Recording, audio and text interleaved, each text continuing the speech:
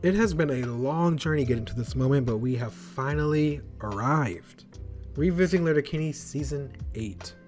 Season 7 left us with a doozy. To quickly cover what happened, Derry went to Quebec to try and get Anique back. However, that plan took quite a turn once Jean-Guy made it clear that Anique no longer wanted Derry, but Jean-Claude instead. To Derry, it didn't matter if she had ignored him for 2 weeks and ended up cheating on him. At the end of it all, he still wanted to be with her. To him, this was just a bump in the road that he had to simply get over.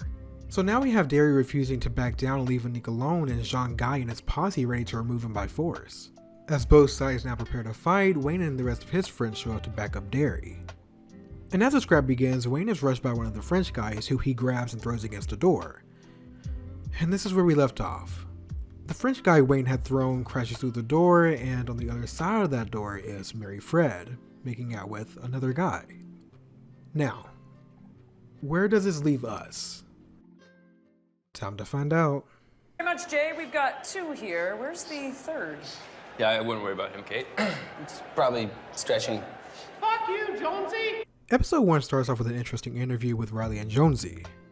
Now, Shorzy was also supposed to be present, but let's just chalk his absence up to him being camera shy. Throughout the interview though, we do hear Shorzy in the background giving his 2 cents where he finds it necessary. So, that's something. As for the reason they're being interviewed, Riley and Jonesy, in addition to Shorzy, were named as the Eagles' star players. Yeah, it's a team game out there, and we just jumped on a train that was already rolling down the tracks, and we're just happy to be here and contribute and keep the momentum going. Jonesy, you are such a fucking puggle! Well, good luck tonight against British Columbia, boys. Back to you, Jane Dan. Where's Bobby Margaritas? Picking up where we left off last season, we now see Wayne staring at Mary Fred and the guy she was making out with. The guy then decides to charge at Wayne, where Wayne then proceeds to knee the guy in the stomach and throws him to the ground. After he's done beating the guy up, he leaves the bar and locks himself away in a sled shack. Where's Wayne? Went into the bush like a wounded dog to die. Poor Ollie's. That's my girl. And Daryl thought he had it bad with Skank Sinatra. Turns out all along, Wayne had hoary heart. We learn a little more about what Wayne is doing in the shed, as well as how he copes when he's depressed. He drinks lots of booze and watches his feel-good show called Miss Fire, referred to as Canada's version of MASH. Except in the words of Dan, Miss Fire is way more homophobic. Katie also mentions how Wayne and she were never allowed to watch the show growing up. However, they would bypass this rule by sneaking over to their Uncle Eddie's house, who used to always watch it. What's it about? There's this super macho character, General Public, and he runs an army base full of these super effeminate soldiers. Privates, they're called. Private sector's a particular thorn in the sides of general publics. General public and private sector? Yeah, and General Public has a secretary, Miss Fire. Hence the title. She gives General Public proper shit when he flies off the handle. He'll say stuff like, "That's it, Miss Fire, I've had about enough of those tutti frutti." Yikes. Yeah, and when he says stuff like that, Miss Fire will come in and she'll say, "Excuse me, seriously, please and thank you." Excuse me, seriously, please and thank you? Yeah, it's like their sitcom punchline, and the studio audience just goes nuts for it. During the hockey team's downtime, Tannis and the Eagles coach takes this opportunity to brief Shorzy on their upcoming opponents. Oh, and Riley and Jonesy are there in the stalls too. Though they're both a little jealous over Tannis only addressing Shorzy, loading him up with chirping ammunition to use against the next team that they'll be facing. In a quick scene, we get a glimpse of Wayne's current emotional state, and it is not looking good. He has a cigarette and Gus Brew in one hand and a puppers in the other. Can I sit here? Yeah, I was gonna stop ya. As Katie and Bunny return back from their run, they begin to talk about Wayne and how to get him out of the shack. We also learn that he's actually spent the last 2 months in the shed and he only comes out to do chores and walk the dogs. Dan says that the grieving process can take some time with people and that they shouldn't rush it. Derry, on the other hand, says that maybe he just needs some encouragement. The most important step in getting over heartbreak is getting excited to be single again. Oh, good, I'm excited. Maybe we should give Rosie's a call. Maybe give that one a little time. She'll be here when she wants to. Over on the Sports Network, the 2 reporters Kate and Tessa are talking about how the hockey players talk to each other. They say how hard it is to tell if they're friends or if they actually just hate each other. Moving on to Tannis, we see she's eager to listen to more chirping from her team. Once the game starts, we see how outclassed the other team is as the Carey County Eagles dominate, winning 8-0. Back over with Wayne, we see he still made no personal progress. We also see that Derry and Dan have both since moved from hanging outside the produce stand to hanging outside the shed. This was such a nice gesture. They're still giving Wayne the space he needs, but are also close enough to be there if he needs someone. Yo! Hey, Dennis. He's not talking to us, buddy. Oh, poor Riley and Jonesy. Tennis gives Shorzy another rundown on their upcoming opponents. This time they're going against the Newfoundlanders. Here's some of the information that she was able to get on them. Newfoundlanders, or Newfies, as they're referred to by most Canadians, live in the toughest climate in Canada according to Canada's Climate Index. A small but notable percentage of folks living in Labrador wish to separate from Newfoundland, and a small but notable percentage of Newfoundlanders wish to separate from Canada. Why do they want to separate from Canada? They got a fuckload of oil out there. But we love Newfies. Not tonight, you don't. Shorzy, cannons loaded? Katie and Bunny are watching the Sport Network's coverage on the tournament, where they witness Riley and Josie's stale interview. You will no doubt have to face Jean-Jacques Francois Jacques Jean in the final. Are the wheels already turning for that one? Yeah, we gotta just take one game at a time there, Kate. 60 hard miles ahead before we cross that bridge with our brothers. Yeah, 60 hard miles for a brotherhood out there. It's a brotherhood out there. Thank you, Riley. You bet. Thank you, Jonesy. You bet. You bet I wheeled Natalie's scooter in 2010. At the end of the question, Katie says that if Wayne could hear this interview, he'd spit, which gives Katie a good idea. We see that the game against the Newfoundlanders has started. However, the Letterkenny Irish is having a little bit of trouble trying to chirp them. Hey, 1-4. Oh, that's nice. Yeah. Some coal out here, what, Tommy? Oh, but she's right pretty, though. Nose, Tommy, nose. Yorkie, I'm gonna... Look at this skeet, Teddy. That's the broadest skeet I ever seen or saw. Bit of a suck, but looks you too. Nose, Tommy, nose. Best we get on the go. If I find a slot, stay where you're to, I'll come where you're at. Nose, Teddy, nose. Let's get on the go. Long may your big jib draw, boys. Oh, you fuck. I had subtitles on for this episode, and I still don't know what they were saying. Katie and Barney arrive at the shack with Riley and Jonesy and gets them to reenact their interview performance with Kate and Tessa. What's all this then? Hang tight, boys. What's the focus going into tomorrow night's bout with the Juggernaut squad from Quebec? Make sure to project. Let's see some excitement. Yeah, let's hear the passion, boys. Throughout the mock interview, we see Bonnie and Katie egging them on, resulting in the two getting more and more passionate and emotional. So why are they doing this? The goal is to use Riley and Josie's cliche-ass interview responses to strike a chord with Wayne and to drive him out of the shack. And lo and behold... You fucking fruit snackers. It works. Squirrely, go ahead and take a couple steps toward him. Don't be surprised if all of a sudden they got someplace to be. Who put a nickel in you? You're a dilly bar, bud. Fucking bull filler. You're a fucking day-old. You are fucking average. Like we're using a pretty tough car accident at one point or something. All this brotherhood talk's gotta stop. When it's uncertain, you don't suck each other off. Are you giving his flute a little toot? I think you'd give his flute a big hoot. Oh, big old mouthful of bell end. You are so fucking 5'11". You are a fucking anchor, bud. Get the fuck off the property. I think Wayne's back. Fuck a duck. Well, it works temporarily. Allie and Bianca pay Stuart a visit, and this is where we finally get to see the Season 8 Stuart. My personal favorite of all Stuart transformations thus far.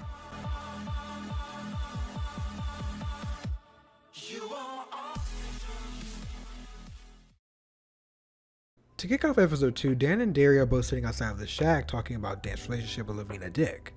Turns out they both called it quits. Dan also discloses that throughout their relationship they hadn't even kissed once. So what now for Dan?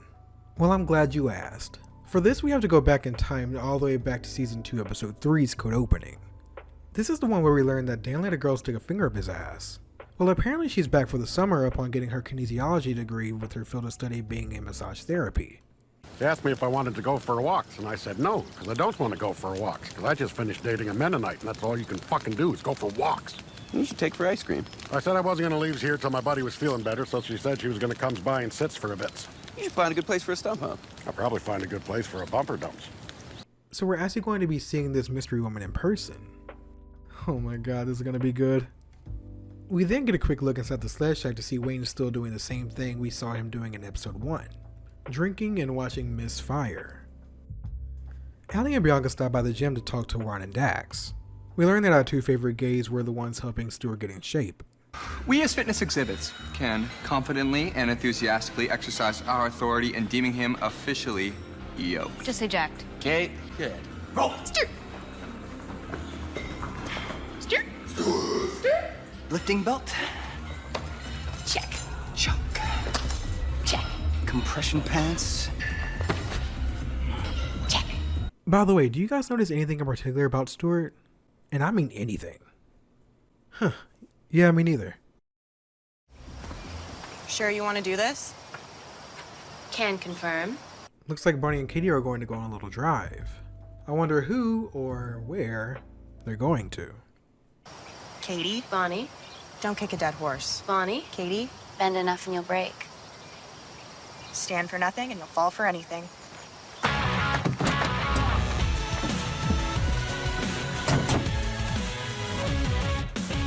Welcome back, ladies and gentlemen. Back with another TSN segment, Kate and Tess announced that TSN will be partnering with Tannis and her team to listen in on her mic'd up hockey players. As the camera pans out, we see that Tannis is actually on set with them. Kate and Tess ask her what made her want to mic up her team for the tournament. Here was her response. So anyways, my little cousins, they love hockey, but what they love even more is those videos on YouTube of NHL players mic'd out. Mic'd up? Yeah, sure, whatever. But they love the Eagles. So to keep them interested in the game, I decided to provide them with videos of their favorite players mic'd out. Mic'd out it is. Commendable, Tannis. Kids in sports stay off the street. I love your hair too, Kate. All right, let's get you to ice level now. It's our first serving of mic'd up. Mic'd out. Yeah, mic'd out. Let's fucking throw on some smoked meat, Frankie. I'm gonna be in your kitchen all night. Okay, now I don't know what Kate and Tess were exactly expecting. I mean, they even explained to the viewers what chirping was, so the trash talk that they were bound to witness shouldn't have been a surprise to them. It's time to finally meet the girl that, entered Dan, and Derry is giddy as hell. Don't say anything about the fingers and the bumps. Okay. Hi, Daniel. Ellen's! This is Daryl's. Hi. Hello. With Derry's uncontrollable laughter, Ellen is able to immediately guess why. She calls them both out on it and asks if Dan told him about her putting a finger up his butt. Derry immediately stops laughing and puts on a straight face. Let's see where this conversation goes. You never had a finger up your butt then, Derry. Oh, which means you've definitely never had a tongue in your butt. Me neither. Why not? Because that's outdoor. Oh, you don't know what you're missing. You know a G-spot's up there. What's a G-spot? If you want to find out, stick your finger up there. What, you mean like two-knuckler? Trust me, when you found it, you'll know. Dan, let's go for a walk. It's a beautiful day. Okay. Maybe just a short walk. Looks like Derry has a lot to think about. Jean-Jacques Francois Jacques Jean, aka JJ Frankie JJ, expresses to Riley and Josie his dislike for them being called the best player on the ice by TSN. He proceeds to say that another broadcast network called RDS chose him across the board. And Shorzy being Shorzy takes JJ's annoyance as an opportunity to chirp at him by making fun of how big he is. As the game begins, we see how dominating Jean-Jacques actually is. The Eagles are shown getting more and more aggravated as they are down 0-5 come to the end of the second period. We then cut to the coach yelling at the team, but mostly Shorzy, who is visibly annoyed by how things are going. Once the period break ends and both teams are back in the ring, JJ Frankie JJ attempts to taunt Shorzy, where Shorzy, who's lost all his patience, takes his hockey stick and sweeps the back of JJ's legs. Oh my god. So completely unrelated, I also think this is the closest we've gotten to look at Shorzy's face, aka Wayne's doppelganger. But back to the scene, the scuffle causes both JJ and Shorzy to be out of the game, meaning both teams lost their key players. Lucky for us though, we still got Riley and Jonesy.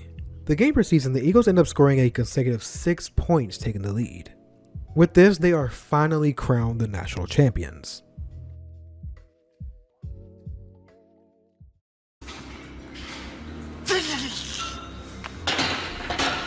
This kid is yoked. Just say Jack. Turn me into a real V-taper, comrades. Surprisingly, Stuart, Ron, and Dex are getting along pretty well. So much so that it's making Rold a little bit jealous. As Stuart has finally succeeded in becoming jacked, Ali and Bianca say that this is only the first phase. For the second phase, he still needs to learn how to fight. And lucky for them, they got the two perfect people to help with that. our boys Tyson and Joy Boy. Excuse me, General Public. Misfire. Private sector here, and you would like to work with you. Great on a cracker. We hear Misfire still playing from inside the shack as Dan makes it back with the beer and smoke in his hand. Soon after Dan sits down, Derry arrives. Curious, Dan asks Derry where he's been. Derry mysteriously avoids the question. I think we all get the hint though. Let's just say the words of Ellen might have gotten through to him. Dan then takes the time to open up about how he feels about Ellen and says that he respects her views on sex, but he misses Lavina Dick's traditional views more. There is such a thing as too much butts talk, and a gal ought to be fucking aware of it. Aren't you a wee bit curious? About what?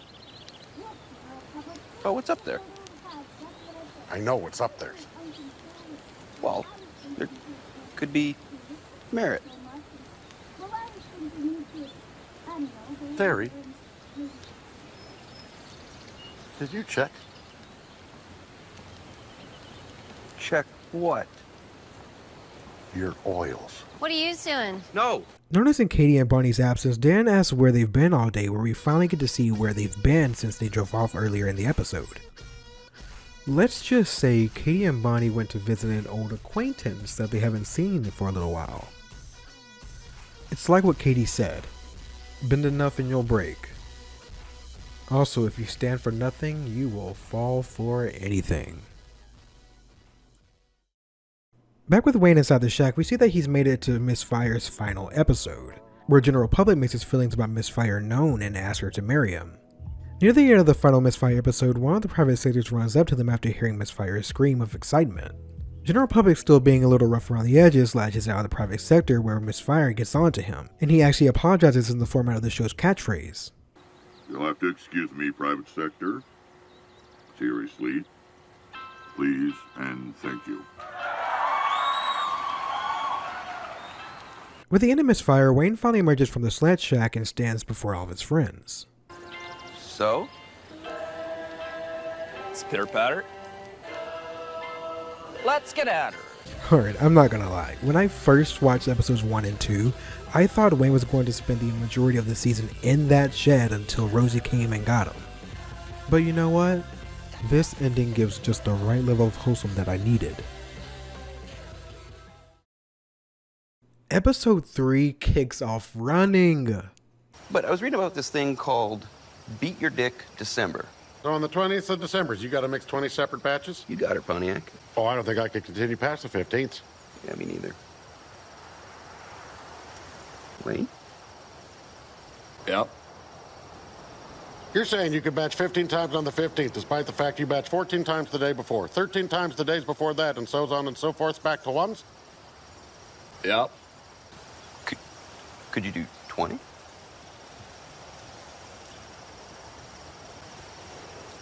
Yep. Stay hydrated. Let's say we pick up the conversation on the 25th. Oh, yeah, the 25th, Christmas Day. That presents some obstacles, what with family obligations and whatnots. How'd you maneuvers around your families? Wayne? You're going away for Christmas. No, There has to be an alternative. There's no alternative. What about presents? Real men finish what they started, Jerry. Wayne? There. Could you make it to 31? Well, if I've executed Christmas for a total of, well, ballpark 325 squeezers in one fiscal month. You're a man on fire. It's like I'm indestructible by both scientific and pop culture standards. Tank like momentums. So?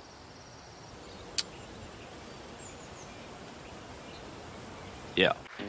I really hope no one willingly skips these cold openings because, oh man. But moving on from the cold opening, we see the produce stand is closed up as the Hicks and friends are doing some work around the farm. Once all their chores are done and after a quick stop at Modine's, the Hicks head back to the produce stand. A truck then pulls into the driveway and out come Wayne and Katie's cousin Jake. Ooh, there's that good old warm Canadian welcome. Well, every other country fucking hates you, so we may as well give you some love, am I right?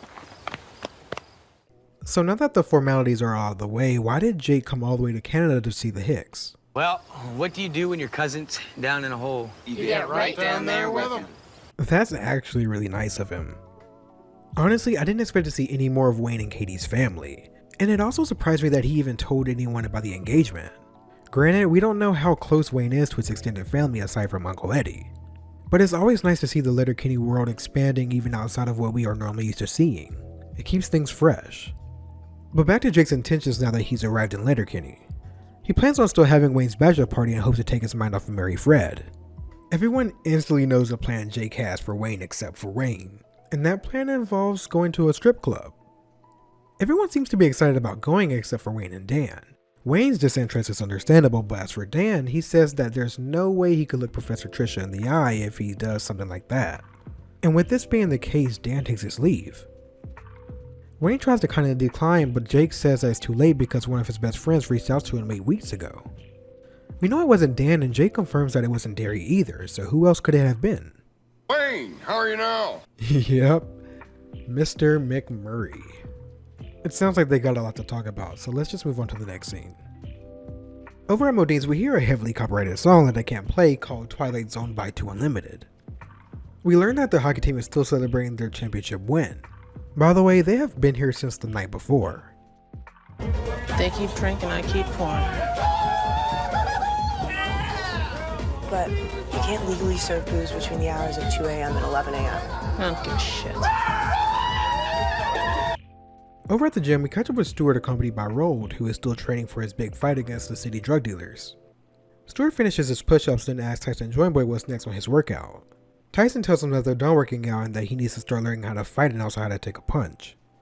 Stuart tries to dispute and say that he can't take a punch, but once Tyson tells Rold to hit Stuart, which is just a light tap by the way, Stuart's claim is proven to be false. Kitty drops the guys off at a strip club called Snappers. Why'd we have to come stateside for this? Everyone knows the best strippers are stateside, especially my buddy Dirks. Dirks? Yeah, like Dirks Bentley. Dirks. That man is a legend. You know him? Of course I do. McMurray also knows how Dirks is, since that's the person he actually organized Wayne's bachelor party with. Gentlemen, ballet waits. Wow. By the way, this song was so good that I saved it to my workout playlist. It's called Totolo by MC Bin Laden. And also, let's just put the scene on the list of things that we thought we'd never see in Letterkenny. So anyway, Jake introduces Wayne and Derry to Dirks. Well, more so Wayne than Derry, since Derry is a little captivated at the moment. Dirks tries to get his girls to dance with Wayne, where Wayne respectfully declines. Instead, they all agree to have a shot since Wayne doesn't want to dance. Dirks then attempts to read Wayne and his taste in women, stating that Wayne's like him, interested in tomboys. Back in Modine's, we see the hockey team's championship celebration is still going strong, but Bonnie is getting a little fed up. She says that they've been playing the same song all night and says that they should switch it up. We also see how annoyed everyone in the bar is getting as well. Hell, we've only seen them for a couple seconds at a time and I'm getting annoyed at them. Are you now? Good and you? Not so bad. Wayne stops by the bathroom to take a quick piss break when Rosie decides to give him a call. The call was pretty much just to see if he was busy and if he wanted to come over and play Monopoly with Letterkenny properties. But since he's out, he has to take a range check and they both hang up. Hola. Hola. Where are you from? Venezuela. And you? Venezuela. And you? Venezuela. Is that right? Say one more time. Venezuela. Okay. Venezuela. Okay. Venezuela. Oh, fuck, there you go. The line to the ladies was too long. Okay. You're old long dicks, buddy. I'm his acquaintance. While Wayne is speaking to one of Dirks' girls, we see him getting a call from Mary Fred where he immediately declines. Something tells me this isn't going to be the only time she calls. Alejandro. Venezuela. Venezuela. Why is Rolled on your team? At the gym, Stuart is still failing to understand why Rold is on Tyson and Joint Boy's team rather than his. This is where we learn that the reason they aren't on the same team right now is because they're going to fight each other.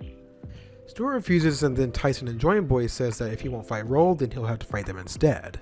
Understandably, Stuart goes along with fighting Rold. Since Stuart can't take a hit, he'll have to learn how to dodge. Pressured into going along with fighting Stuart, Rold begins to swing at him. Surprisingly enough, he seems pretty damn good at dodging. After Rold is tired enough for Stuart to catch him, Joint Boy tells him to finish it, where Stuart refuses and says that he won't hurt his best friend. But I will finish it.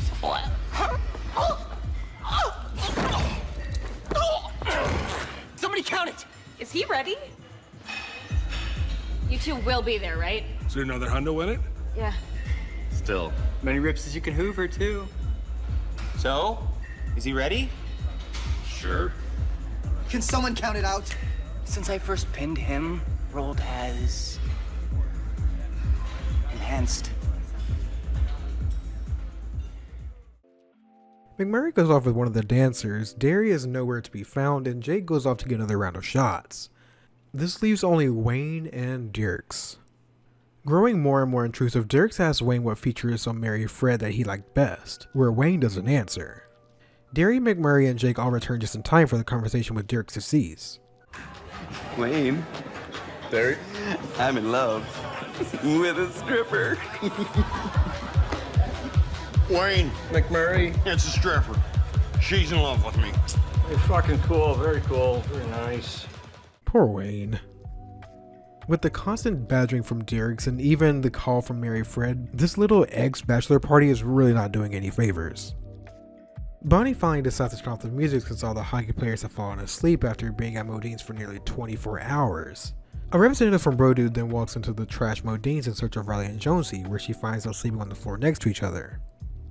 She states that they've been selected to be brand ambassadors. Hey, Ferda? She's silly, dog. Ferda.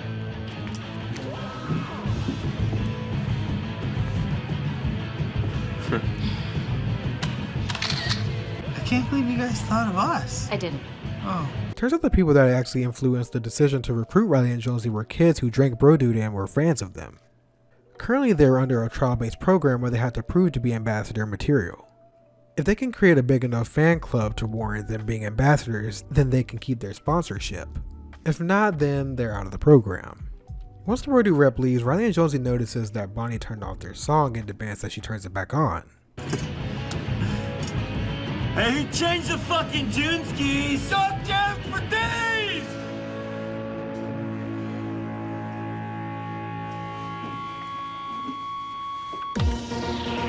OV!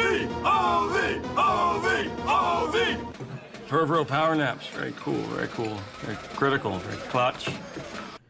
Jake, McMurray, and Derry are all passed out from all the drinking, leaving Wayne and Dirks as the last two standing. Proceeding with the small talk, Dirks asks Wayne how the girls in Canada are and if he can hook him up with one of them. No longer having the patience to keep his mouth shut, Wayne says, I don't like you, dude. You fucking with me? I met a million guys like you, and you're the worst of them all. Hurts a little bit. I'm never gonna fucking see you again, so let me leave you with this. Clean it up, but keep it tidy, because you're a fucking mess.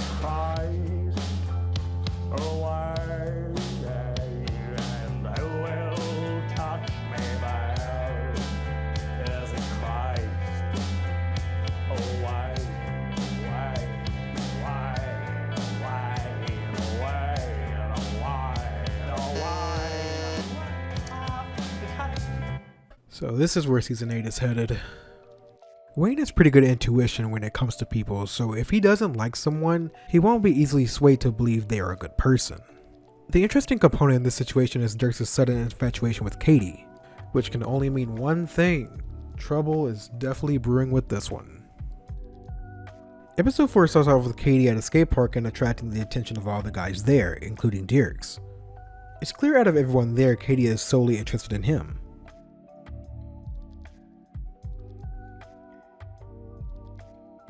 Riley and Jonesy are at the gym working out until Riley asks Jonesy if they should start working on the marketing initiative project for Bro Dude. Ron and Dax jump in on the conversation where Riley compliments them on their gains. Ron then says that the reason that they're upping their gains is for the super gay birthday party that they're going to. This sparks an idea with Jonesy. He says that they should create an all-guys club. Just boys, just bros. No broads. No snipes. No skirts. Bro Dude Club Ferda! Yay.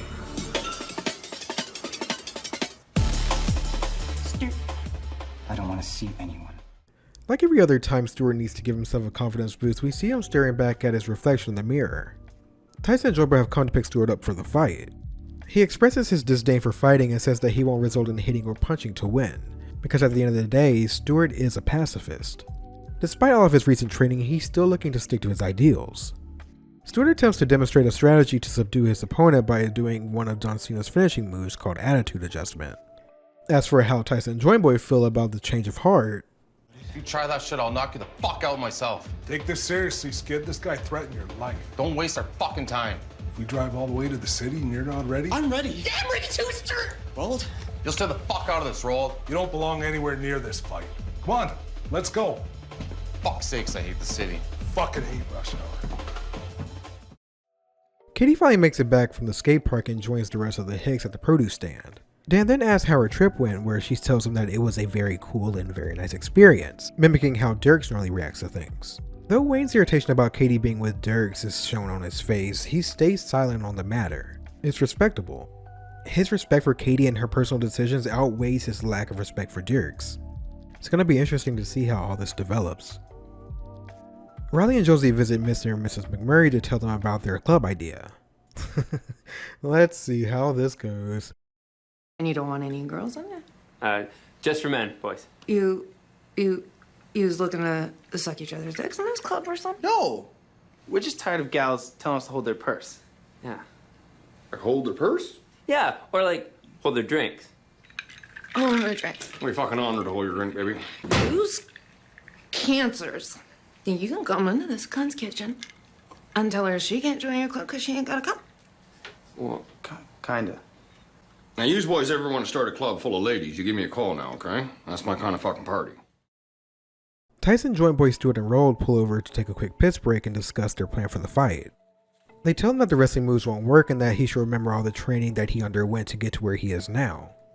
They even go as far as to say how proud they are of Stewart for both protecting himself and the girls that came to him for help. Isn't that a surprise? After the pleasantry, Stewart asks what if there are people who try to intervene with this fight, where Joint Boy assures him that him and Tyson will be the ones to clear the path for him. Their goal will be to ensure nothing gets between him and the boss he'll be squaring up against. Why not? No wrestling bullshit? Zero wrestling maneuvers. I shan't let you down. Riley and Jonesy stop by Modine's to pitch their men's only club idea to Jim Dickens. To explain why he's declining, he starts listing off a lot of women that he won't be able to bring if it were a men's only club. Riley and Jonesy try to persuade him by saying some of the things that he wouldn't have to deal with no women around. Two examples they give is him possibly having to pay for 2 bills or holding her purse. However, Jim admits that he likes doing those things along with everything else that being on a date might require him to do. And with this, Riley and Jonesy finally admitted how hard it is to start a men's only club. But they do end up finding one person interested in joining, Glenn. And with this interest, he says that he has some ideas. Oh boy. Stewart, Tyson, and Joint Boy finally arrive at the club where they stop and greet Allie and Bianca. Apparently they now work there despite the dealer's current dislike for them. Tyson asks the girls if they are selling any drugs, where they get onto him for not using the code system that they have in place to make sure they are discreet. Here are some of the code names. We're bartenders. We make drinks. One drink in particular. Pina coladas. Okay. Take the first letter of what you want and sub it in for the P in pina colada. I don't get it. I'm shocked. Take our signature green G, Gina coladas. Cocaine, Cina coladas. Molly? Ecstasy, Ina coladas. What else you got? LSD coladas. PCP coladas. Mushrooms? Zumi coladas. Speed? Amphetamine coladas. Dexedrina coladas. After they get their point across, Allie and Bianca tell them that the dealer should arrive at the club no later than 30 minutes from now. And while the rest are tempted to order one of their special off-the-menu coladas, Stewart fights the urge of doing any hard drugs before his fight. How responsible.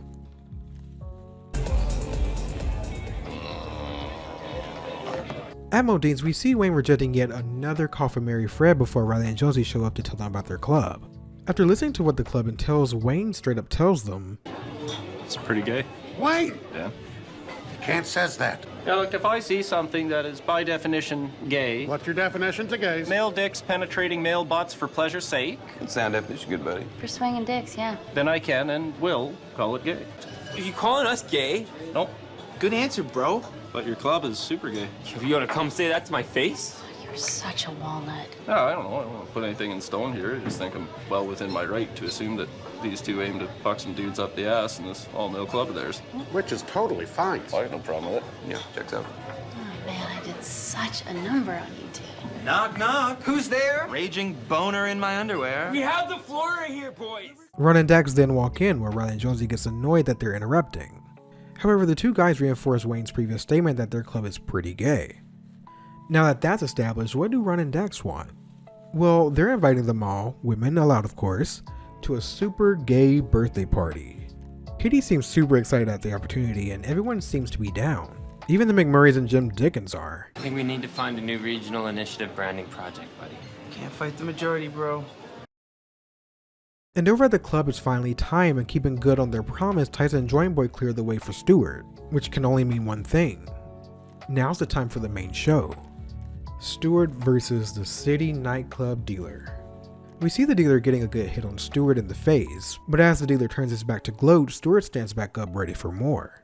To the dealer's amazement, Stewart isn't down for the count and he tries to hit him again with a series of punches that don't make contact. Stewart goes for his wrestling move he learned from watching John Cena, but looks over to Tyson and Joint Boy to see if he has their approval. They both nod in his direction and Stewart proceeds with John Cena's attitude adjustment. And with the dealer down for the count, Stewart has just won his first real fight.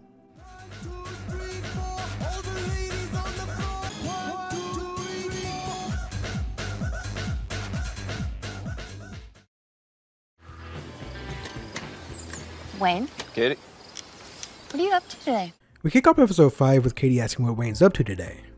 Confused, he thinks about it for a little bit, but everyone's face appears to light up at the realization of what day it is. Yard Sale Saturday! Super fucking shooter. All the Hicks appear to be excited for Yard Sale Saturday for different reasons, but all the same, they're looking for some deals, or what they call dickering.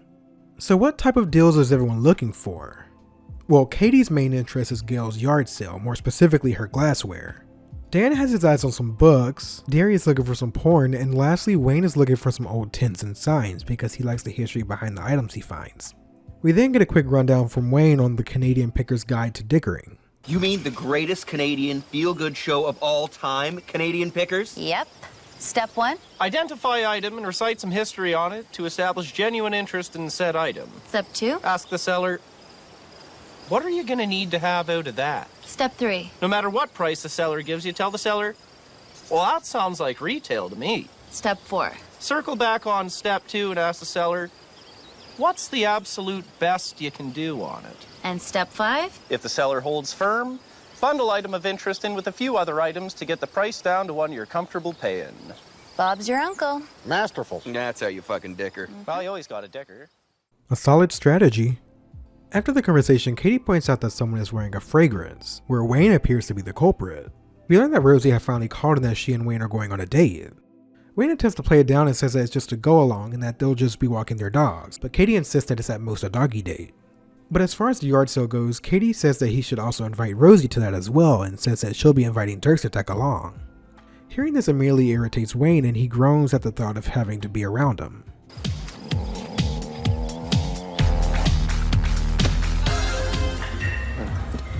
Couple of 5'11s if I've ever seen them. The Brody Reb and her models appear at the gym to speak with Riley and Jonesy. She asks for an update on their club, but they tell her that they couldn't get Brody Club Ferda off the ground. Since they failed, the Brody Rep says that that's strike one and moves on to the next reason why she's there. Apparently the company suggested that they lend them resources for a photo shoot to make them look more professional. However, she shut that suggestion down and told the company that any resources being sent to Riley and Jonesy would be pretty much a waste on them. Okay, I hate this woman. I understand she thinks Riley and Jonesy aren't Brody material, but the way she's sabotaging these guys rather than doing her job and helping them seriously ticks me off. Whew. But anyways, now they have 24 hours to find a photographer and do a photo shoot that would best depict them as Brody ambassadors. Can we use those girls? Remember what I just said about misused resources? Since they can't have those models, they make it their goal to get Derry's ex-girlfriend, Anik, to be their model. Stewart. Allie. Stewart. Bianca Dunk. At the Skizz's basement, we see Stewart and Rhoda admiring his muscles until Allie and Bianca pays him a visit. Before they leave to go back to the city, they're here to reward him for winning his fight against the dealer at the nightclub. For clarification, we are talking about Some of that good fucking.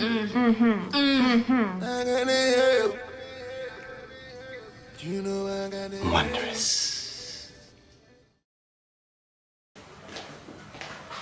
Keys? Have you seen Rosie yet? No. We've got 2 hours to run the dogs before I'm back with Dirk, so pitter patter. Fit?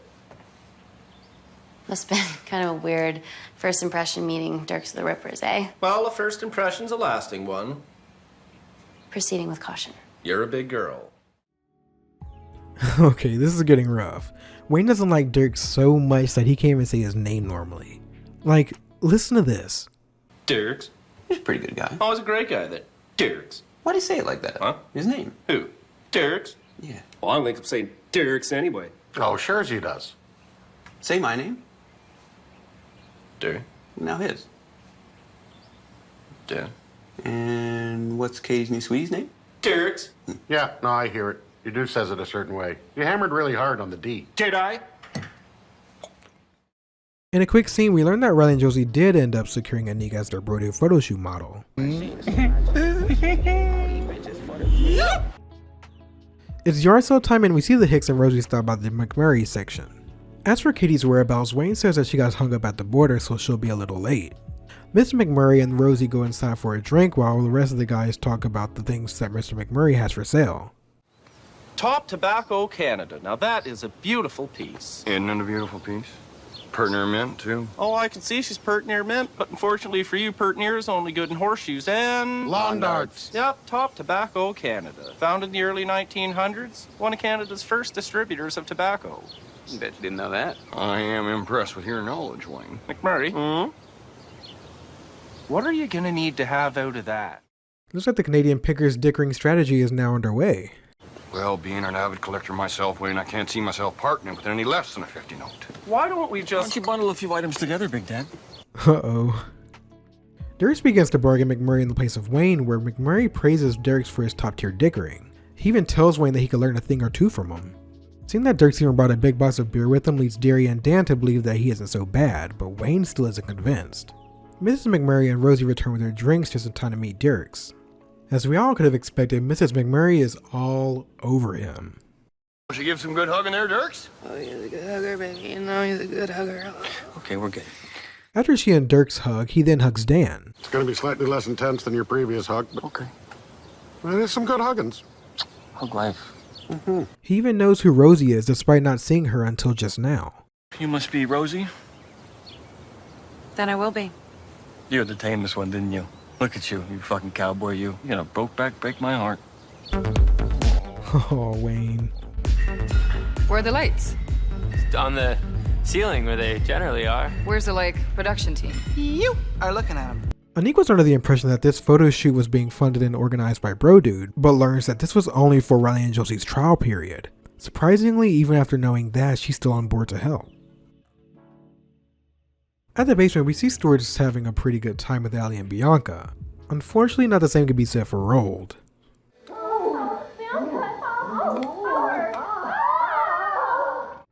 The Hicks and Comedy then visit Gail and Glenn's yard sale.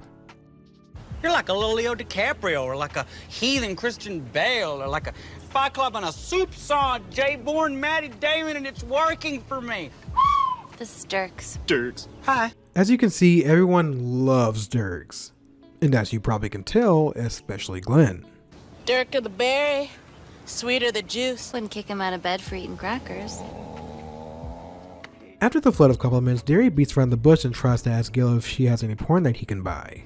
Since Derry is too giddy to actually be straightforward, Rosie steps in and asks for him. Why don't you just say that, cousin? Ask and you shall receive, Derry. Late 70s, early 80s Playboys. More bush than a Christmas tree farm. Repent. Surprisingly, everyone is able to find something that they want at Gail's and Glenn's yard sale. Dirks attempts to dicker some glassware from Gail for Katie, where she just offers them to him for free. Rosie notes that this is the most fired up that she's ever seen Gail. After the dirking is over, Dirks and Katie proceed to verbally flirt with one another.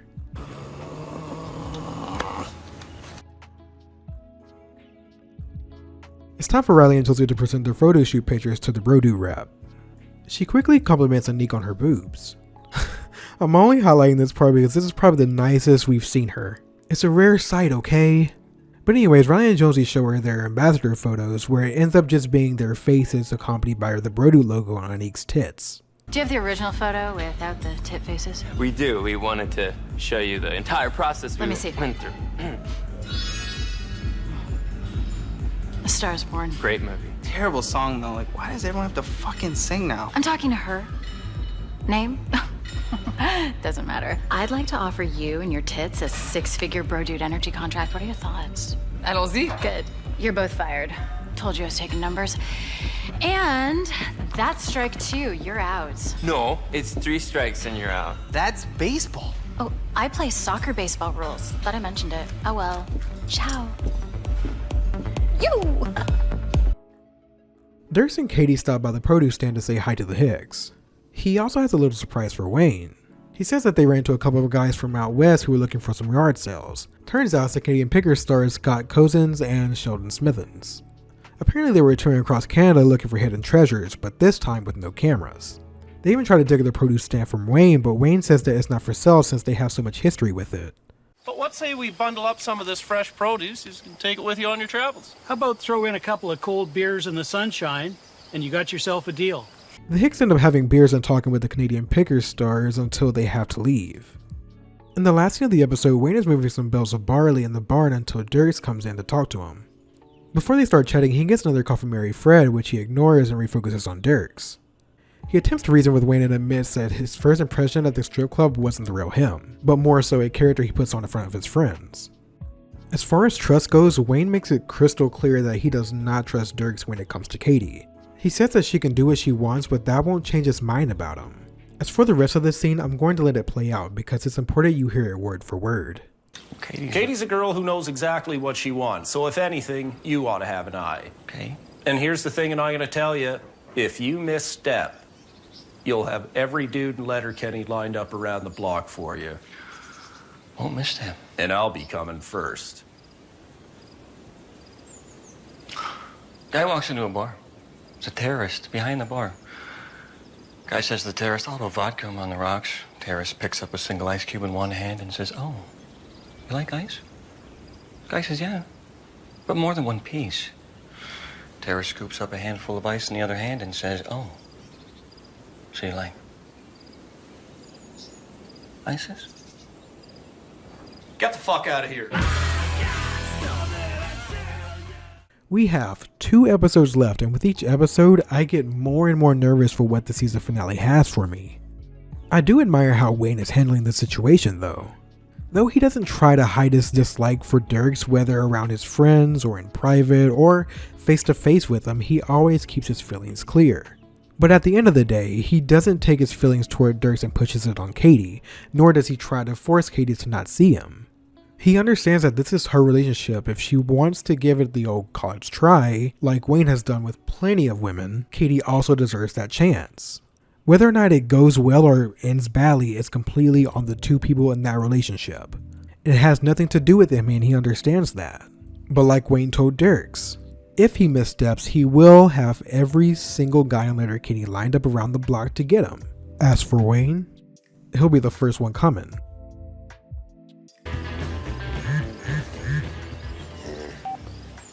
Ellen? Like click clockwork. Butt stuff. Little dabble do, eh?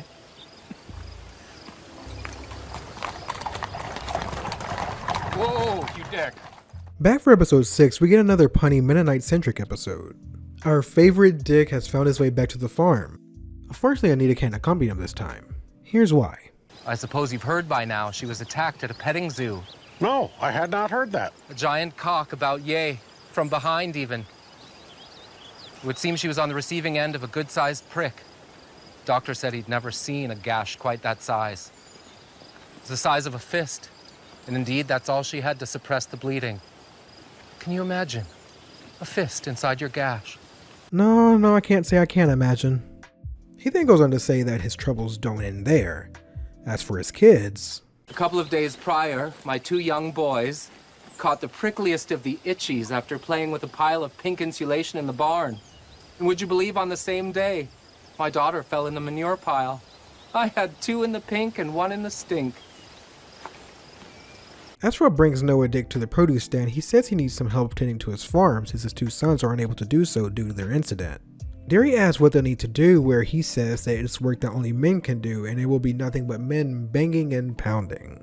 You know, as we do. feel like we got our own work to do. We'll be there, Noah. Thanks unto ye, Wayne. Bring your tools. And with that, Noah takes his leave. At Modine's, Barney sees Dirks for the first time, but immediately backs down and lets Gail take care of him since he's already taken by Katie.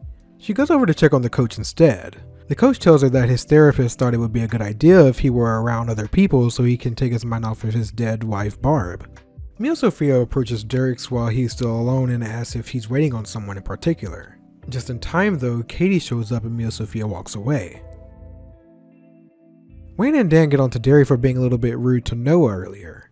I wasn't half rude. We're too half rude. If he was a 2010 Rihanna smash hit, you'd be rude boys. I wasn't half rude. Yeah, like if you were one of Santa's reindeers, you'd be Rudolph. I wasn't half rude. If he was an adorable child from an 80s sitcom, you'd be Rudy's Huxtables. But why was Derry being rude? Well, it's because of a rumor he heard that involves the Mennonites trying to mix new genes into their bloodline through sex with their daughters.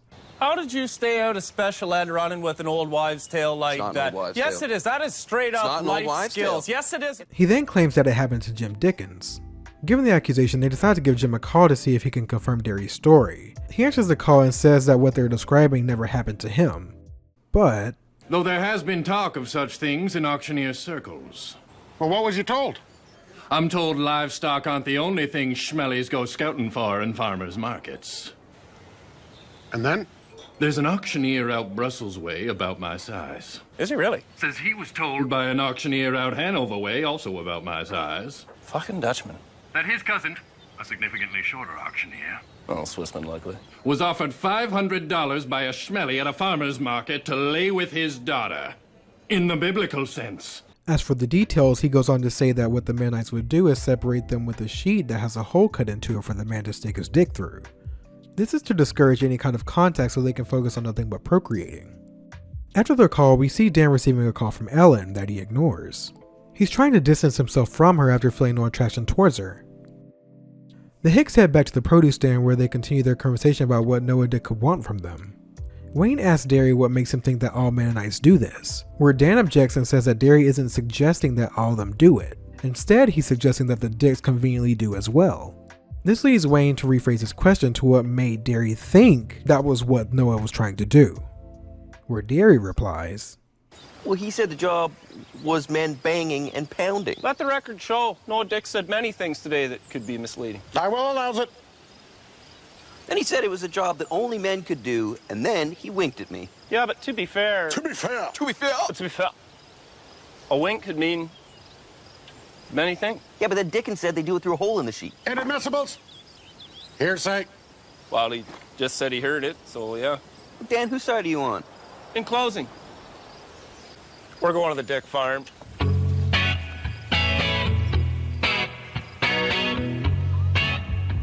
Back at Modine's, Gail asks if the coach wants something to eat, where he says that he's cutting back on his barbohydrates, reminding us of his still constant obsession with Barb. She then checks on Katie, who then asks for another beer. And then we're at one of our key scenes for this episode. Great tits, eh? Yours? I know they're great, no confirmation required. Then, I'm like fucking Gretzky in here. I know where everybody is. gotcha. And you're talking to a fellow window shopper. It's not a crime. I do it all the time. Better luck, don't touch. Cheap thrills. Never hurt nobody. Bing, bang, boom. You are very cool. Very cool. Very nice. Yeah? What are you gonna do about it? We see that Katie is keeping good on her word to Wayne. She is keeping a close eye on Dirks and his habits. I like this because she isn't falling in love mindlessly. She's aware that he's, in her words, window shopping, and even says that it's not a crime since she does the same thing with guys. However, the rule to window shopping is simple. Look, don't touch. Gentlemen, thank you for joining us for an afternoon hand job. The Hicks have finally made it to the Dick's farm and are greeted by Anita, Noah, and Lavina. Anita reminds them to make sure they hydrate every once in a while since they'll be hearing Box all afternoon. Oh, Box. To clarify, they're making new feed boxes since Noah's was destroyed in a windstorm. She then asks the guys who's going to pound her box since her dick, Noah, doesn't have the stamina that he once did. You should know. There's a prize on this day for the man who uses his tool the best.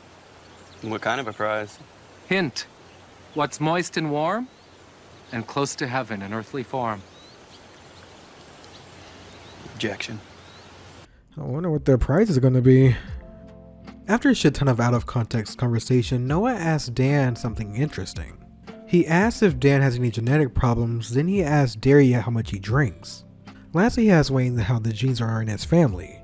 He replies back in the literal sense and says that the jeans that he's wearing are fine, since he doesn't need a belt.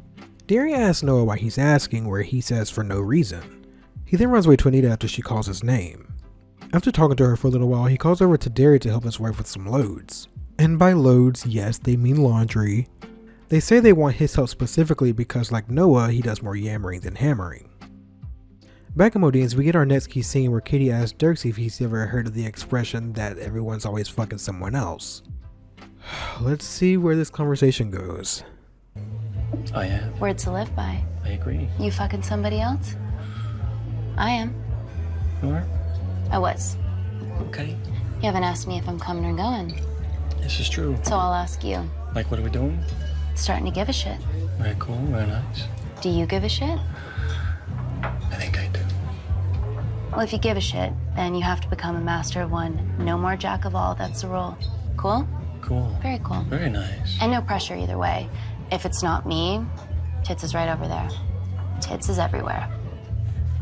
Gotcha. If you say you're in, you're in. But if you say you're in and you're not... You'll have every dude in Letterkenny lined up around the block for you. So are you coming or are you going? I'm coming. Here we go now. Daria and Anita are in the backyard having a little conversation as she hangs up some of the laundry out to dry. She talks to them about her parents Seymour Snatch and Ada Snatch, and how they believe children should be seen and not heard. Anita claims to be more liberal and says that she thinks her kids should be able to experiment with being a grown-up, while still under the supervision of the parents and God.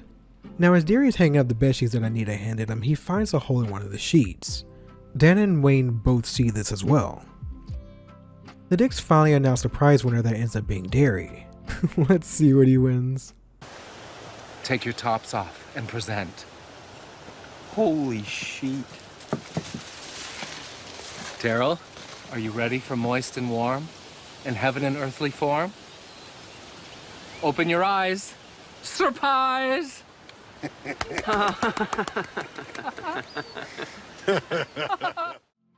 Now that the air is cleared, everyone decides to have pie.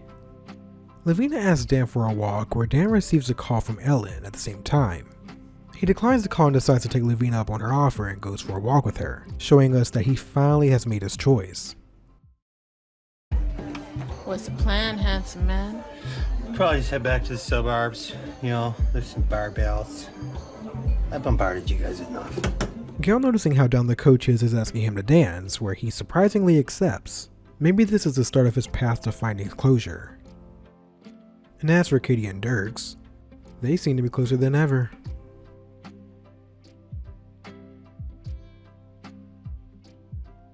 And we are finally here on episode 7.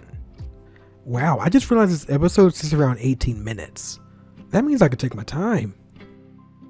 So episode 7 starts off with Dirks and Modine's having a beer as he eyes Bonnie as she walks by. I mean, as long as he's looking but not touching, then okay, I guess.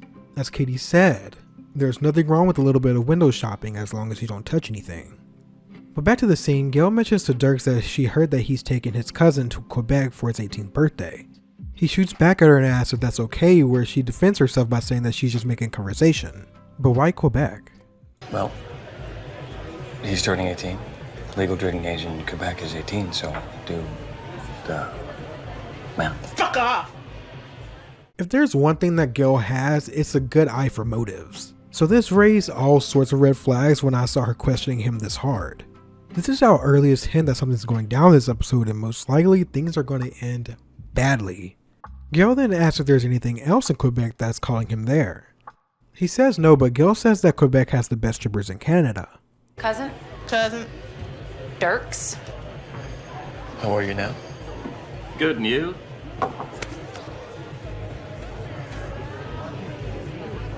I am fucking dying for a piece of you. Oh, happy Daddy. I am just dying to get you. Katie. Every single interaction just screams that this is not going to end well. When I first watched this episode, I'll tell you, I was on edge the whole time. Remember how everyone except Wayne liked Dirks just 2 episodes ago? Well... I don't like that dude. I don't like that dude. I don't like that dude. Well, ain't no reason to get excited. Deep breaths, everyone. What's the worst that could happen? Wayne and Rosie are hanging out at her place reading their respective books. Well, reading. Rosie notices that Wayne is doing that weird, obnoxious lick your finger turn the page thing that some people do, and jokingly calls him out on it. Stop doing that. Stop doing what? You didn't even read that page. Which page? Stop that. Sorry? You're missing your book. I read this book several times, so not missing much. As they both continue to flirt, Wayne receives another call from Mary Fred. Up until probably the 2nd or 3rd episode, I just assumed that she felt guilty for leaving Wayne and wanted to try and fix things. After that point is when my thoughts began to shift into something actually being wrong. Sure, what Mary Fred did was shitty, but she's a level-headed person. She knows how to give people space and is also smart enough to understand when someone doesn't want to talk. So that being said, what could be so wrong that she would call Wayne of all people so much? But back to the scene, Rosie notices Mary Fred calling and asks if she's trying to get back in his pants.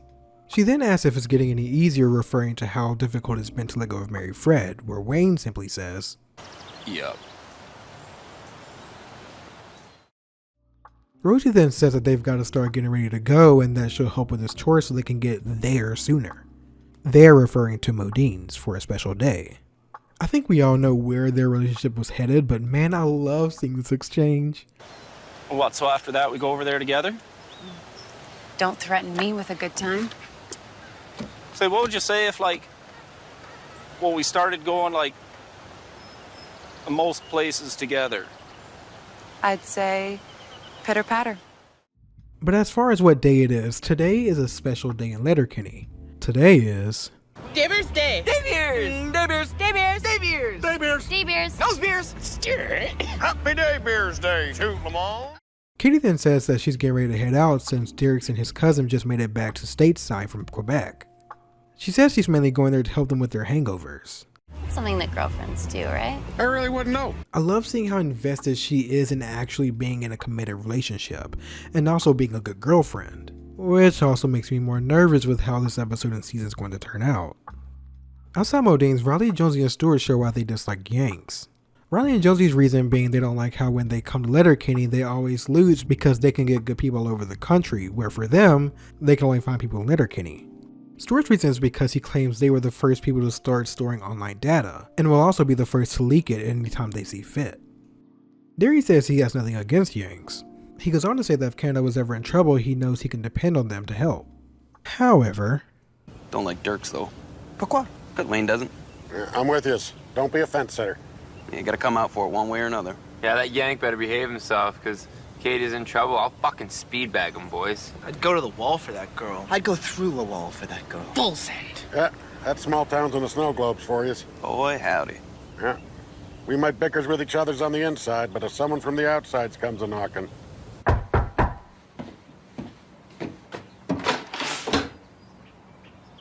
Tu répondais pas à ton téléphone, so... Look who it is. Je suis tellement désolée.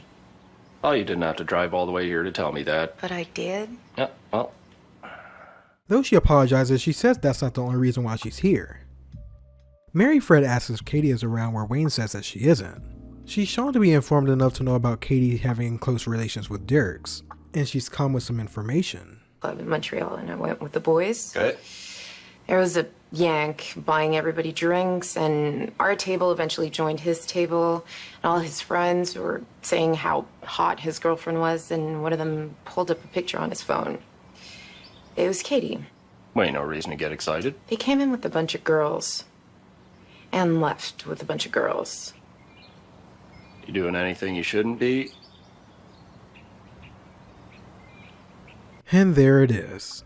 So in regard to all the calls Wayne got from her, it sounds like it was a mix of intentions. At the start it was to check up on Wayne and also to apologize. Then upon Dirks' departure to Quebec, those calls turned into Mary Fred trying to help. Interesting. But now to my second favorite part of the episode. It's been a tough go, eh? Yep. Getting any easier? Yep. I am still a firm believer that Rosie was always meant to be Wayne's endgame, and this was the perfect I don't need you anymore scene to show Mary Fred that he's moved on. Wayne actually asking Rosie if she can come around more and if they can do more things together was meant to solidify that for us.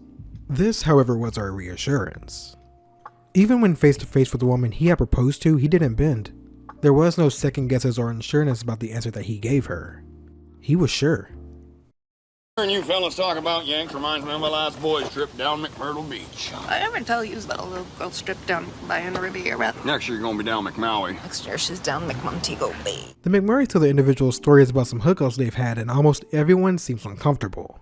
Almost everyone. Girl seems to be highly invested, though. Both individual groups ask if each spouse knows about the other's endeavors, where they both say, Of course. No secrets between spouses. You know what he does sometimes? This is the cutest little thing. I'll go outside the bathroom door when she's on the shitter. And I'll hear something outside. Sounds like a little golf clap. But it's me standing out there in the buck, naked, shaking my hips back and forth like so. Are we dancing now? Yes! That is what we are doing. Alexander, turn up the outside speakers. And this is where we hit the climax. Without a doubt, my favorite scene in Letterkenny. Do It, Try It by M83 begins to play, and we see Katie stopping by the gas station before continuing her drive to the States to see Dirks. She attempts to call him, but he doesn't answer. At the same time, we see Wayne lighting a cigarette while walking to his truck and Rosie waiting for him. Throughout this interaction, I shit you not, my heart was racing. I won't lie, I'm a very emotional person, and I was on the verge of tears watching this play out. Wayne and Rosie make their drive to their friends who are all dancing and having the time of their lives at Modine's. Katie is then shown stopping at a food truck to get a bite to eat and calling Dirks for a second time. Once again, she gets no answer. Parallel to her growing worry and anxiety, we switch back to her friends and all the fun that they're having.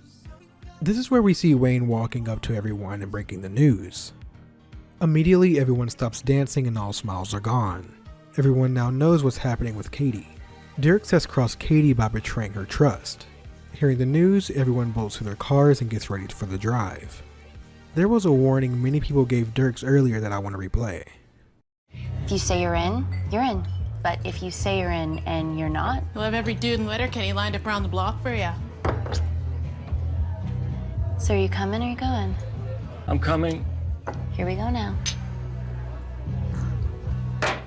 Despite the ample warnings, he cheated anyway. Now they're going to be good on their word. They're coming for him.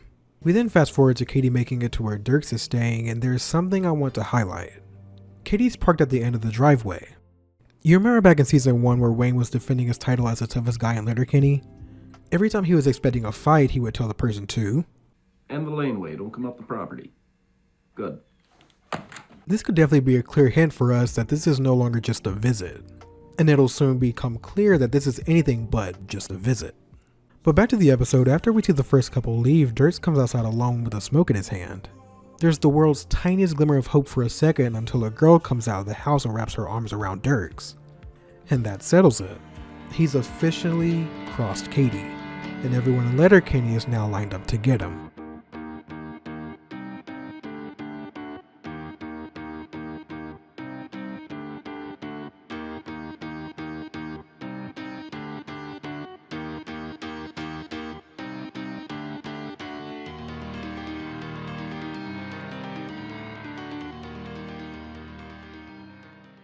Oh my god.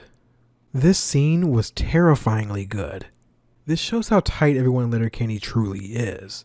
No matter past experiences some characters had with Katie, they were all there to fight for her. You had not one, not two, but 3 of her exes ready to fight the man that broke her heart. If there is one person you don't mess with in the world of Letterkenny, it's Katie. She's easily the most respected and liked person throughout the whole series. There was so much writing on this relationship for her. This is the first time we see Katie happily willing to settle.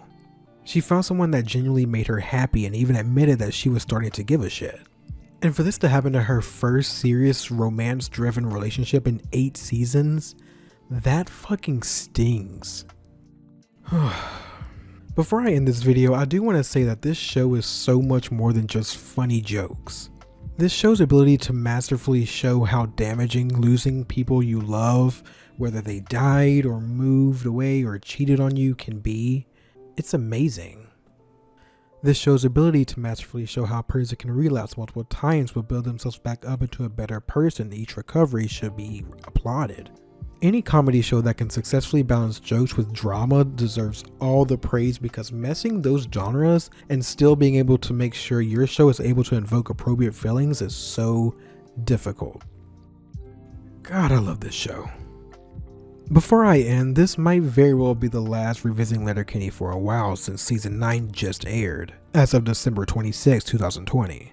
And yes, I've already watched it, and I absolutely loved it. If you are waiting to watch it, stop waiting so then you can suffer with me while I wait for season 10. For the people who have watched all these ridiculously long videos with me, thank you so much for sticking with me up until this point. I have a lot of little projects I want to do on this channel, and now that I'm done with this insanely long series, I can't wait to work on all sorts of different content. I have a couple of other shows I want to do an actual analysis for. As far as recaps go, I don't plan on doing another one like this for quite a while. As much as I loved it, I do admit this wasn't my original intentions with this series. I wanted it to be more analytical, but for this series, I found reliving this show to be more appropriate. But with that, I think I'll end the video here.